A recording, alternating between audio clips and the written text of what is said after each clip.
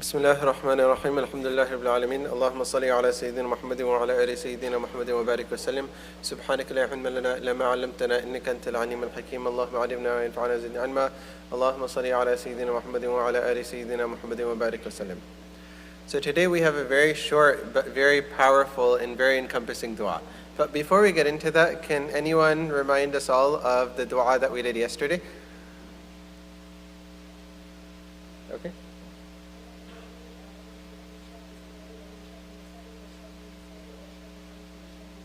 Very good. Allahumma inni a'udhu bika min sharri sam'i wa min sharri basari wa sharri lisani wa sharri qalbi wa sharri manhi. MashaAllah, very good. That's what we did yesterday. Now today's is very short. Let's say it together. Allahumma inni a'udhu bika min sharri ma amiltu wa min sharri ma lam a'mal. Again, Allahumma inni a'udhu bika min sharri ma amiltu وَالشَّرِّ مَا لَمْ أَعْمَلْ. One more time. Allahumma inni a'udhu bika min sharri ma amiltu wa sharri ma lam a'mal. So through this dua, we can see again how amazing the mind of the Prophet ﷺ was, in that he would think of things that perhaps wouldn't even arise in our minds at all. So the first thing that the Prophet ﷺ is seeking protection from is what it means. Oh Allah, what it means is, oh Allah, I seek your protection from the evil of my deeds. Allahumma inni a'udhu bika min sharri ma amiltu. I seek your protection from the evil of anything that I have done, the evil of my deeds. Second part, wa min sharri ma lam a'mal. And I also seek your protection from the evil of that which I did not do. So, oh Allah, I seek your protection from that which I did, my deeds, and that which I did not do. Okay, so the first part is pretty simple, pretty self-explanatory. I seek your protection from the evil of what I did, the evil of my deeds. So what do you think that might mean? If Allah save us, but if a person does sins, then there's a bad effect that's associated with the sins.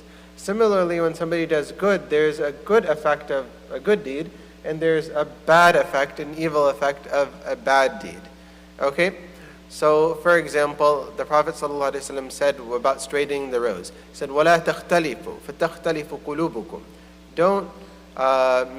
Don't let your row be misaligned, because if you do so, then your hearts will become misaligned. Right? The Prophet ﷺ said that there's a person that will be traveling in the desert. Right? ذَكَرَ رَجُلًا أَشْعَثَ أَغْبَرَ يمد يديه إلى السماء يقول يا رب يا رب ومطعمه حرام ومشربه حرام وملبسه حرام فأنى يستجاب له. A person will be traveling and then he'll be in a state that basically evokes pity. So anybody that sees that person would want to respond to his need. That person will reach out, put his hands out. He'll be calling out to Allah Ta'ala saying, oh Allah, give me such and such thing. But since the person's consumption is haram, he ate haram food, he's wearing haram clothing, he earned from haram, how can his dua be answered? فَأَنَّا يُسْتَجَابُ لَهُ. So we see from that the bad effect of consuming, earning unlawful, is that our duas are not answered. Right? May Allah Ta'ala save us from that. So we see that from bad deeds, there's also a bad effect that's associated with it. And what some of the commentators of hadith write, the worst effect of any bad deed, of any sin, is that it leads to more sins. A person does one sin, and then what will they want to do? Like, probably it might feel good or whatever. So a person will have a tendency to do more sins after that.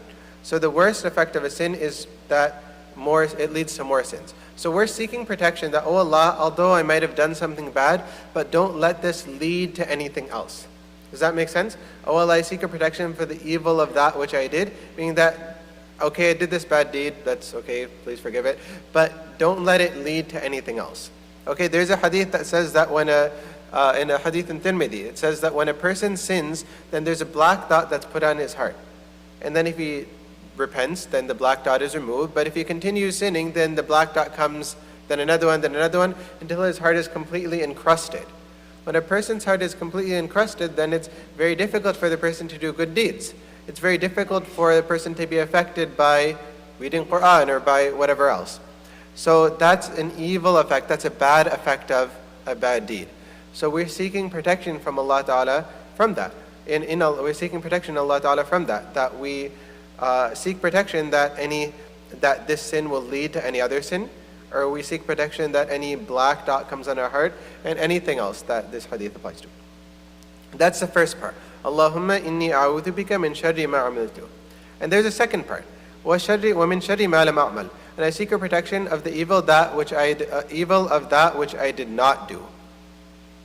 Okay, so this seems a little bit confusing because we understand the first part. You can understand the evil of what you did. Okay, that makes sense. But how can there be evil or bad of what you did not do? Does that make sense? Does anyone have any ideas?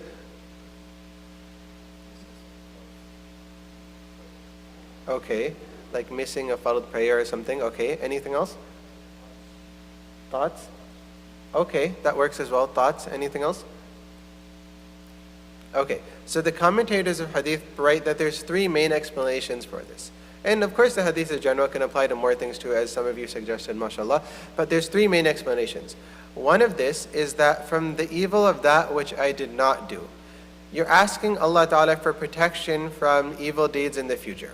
You're saying, oh Allah, I haven't done bad yet, but don't let me fall into anything bad in the future. Okay, oh Allah, protect me from sins. Basically, that's what it's saying. That's explanation number one. Does everyone understand that? Yeah. Okay, explanation number two is the evil of that which I did not do. Maybe a person did a lot of good deeds and maybe he refrained from a lot of bad deeds. Is that good? A person refraining from sins? Oh yeah, of course it's good.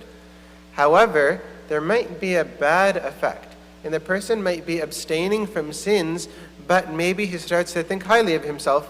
Maybe he thinks that, I'm pretty pious. Like everyone else is doing this stuff, but I'm avoiding it, so I'm pretty pious. So although you're abstaining from a bad thing, which is good, you're abstaining from a sin, that's a good thing, but there might be a bad effect of that. A person becomes arrogant, or he becomes conceited. Does that make sense? So we're asking protection from the bad of that which we did not do. Meaning we might have abstained from sins, but there might be a bad effect in that. We might get conceited, na'udhu billah. So we're asking that Allah Ta'ala protect us. That's the second explanation. First one, oh Allah, protect me from doing anything bad in the future. Number two, oh Allah, protect me from getting conceited. And the third one, this is perhaps the most, it has perhaps the deepest implications. A person might do a bad deed and they might be penalized for it. However, a person might not do something but might still receive some sort of repercussion for something they didn't do. Okay, a person might be, na'udhu billah, we ask Allah Ta'ala's protection, but a person might be falsely accused of something. Maybe falsely accused of zina or adultery or some sort of impropriety like that. The person didn't do it. He has a clean slate. Yet, just because somebody made the accusation, then what happens? His reputation is tarnished. No one wants to trust him anymore. I mean, everything basically goes down the drain. He might have been working for so many years and building up a good reputation, but then in moments, everything vanishes, right? By a mere accusation. Maybe the person didn't do it, but that's exactly what it is. Even if we didn't do something, sometimes it's not good enough. Why? Because it just takes an accusation, and then our entire reputation, may Allah save us, will be gone. So the Prophet ﷺ taught us in this dua that we seek protection from that which we did not do. Okay, I gave one example of like some sort of impropriety, but something perhaps that's even, maybe closer to home for the Muslim community in general in America, is a person might be accused of some sort of violent act, or a person might be accused of doing something that he shouldn't be involved in terms of violence, in terms of terrorism. Maybe the person is he has a clean record, he didn't do anything wrong, yet he's still taken to task for that. Because, whatever happened, but he didn't do anything wrong, but he's still penalized by authorities. He's still put in jail, he can't see his wife or his family or his parents anymore. He didn't do anything. He's innocent.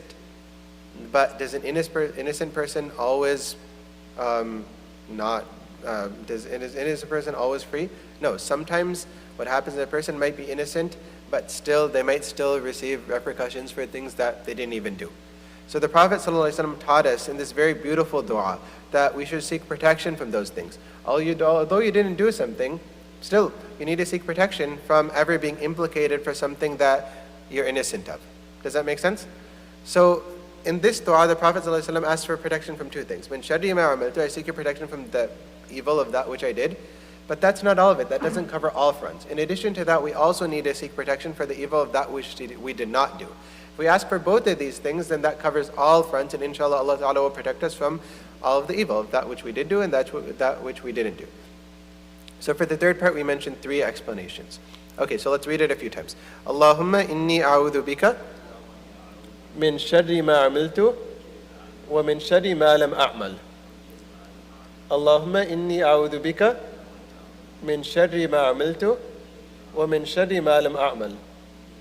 Allahumma inni a'udhu bika min sharri ma amiltu wa min sharri ma lam a'mal. It means, oh Allah, I seek your protection from the evil of my deeds, the evil of that which I did, and the evil of that which I did not do. We'll read it 2 more times, then I'll ask you to say it. Allahumma inni a'udhu bika min sharri ma amiltu wa sharri ma lam a'mal. Allahumma inni a'udhu bika min sharri ma amiltu wa sharri ma lam a'mal. Okay, we'll read it the whole thing together, just maybe a few more times. Allahumma inni a'udhu bika min sharri ma amiltu wa sharri ma lam a'mal. Wa sharri ma lam a'mal. Okay, one more time. Allahumma inni a'udhu bika min sharri ma amiltu wa min sharri ma lam a'mal. Okay, can anyone say it? Yeah, go ahead.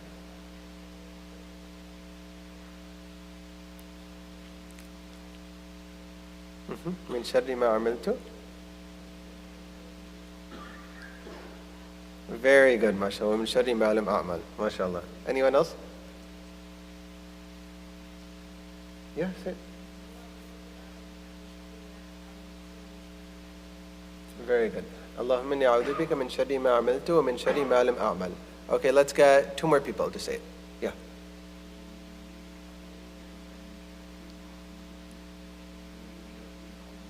Very good, mashallah. One more. Allahumma inni a'udhu bika min sharri ma amiltu wa min sharri ma lam a'mal. It's very short. It's shorter than yesterday's one. Yeah.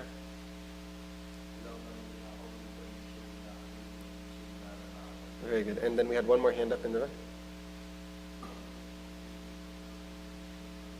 Yeah, very good. MashaAllah. Jazakumullahu Khairun.